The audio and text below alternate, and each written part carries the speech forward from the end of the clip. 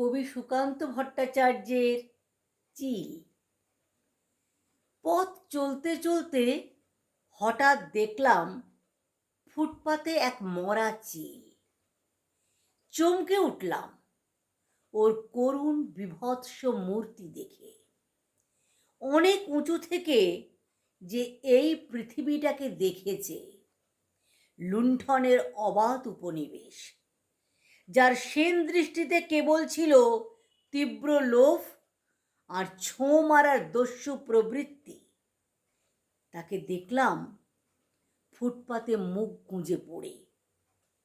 গম্বুজ শিখরে বাস করত এই চিল, নিজেকে জাহির করত সুতীক্ষ্ণ চিৎকারে, হালকা হাওয়ায় ডানা মেলে দিত আকাশের নীলে।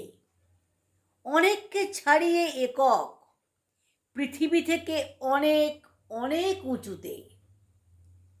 অনেকে আজ নিরাপদ, নিরাপদ ইঁদুর ছানারা আর খাদ্য হাতে ত্রস্ত পথচারী। নিরাপদ কারণ আজ সে মৃত, আজ আর কেউ নেই ছোঁ মারার।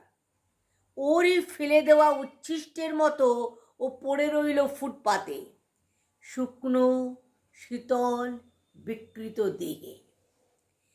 হাতে যাদের ছিল প্রাণ ধারণের খাদ্য, বুকের কাছে সযত্নে চেপে ধরা, তারা আজ এগিয়ে গেল নির্ভয়ে, নিষ্ঠুর বিদ্রূপের মতো পিছনে ফেলে আকাশচ্যুত এক উদ্ধত চিলকে।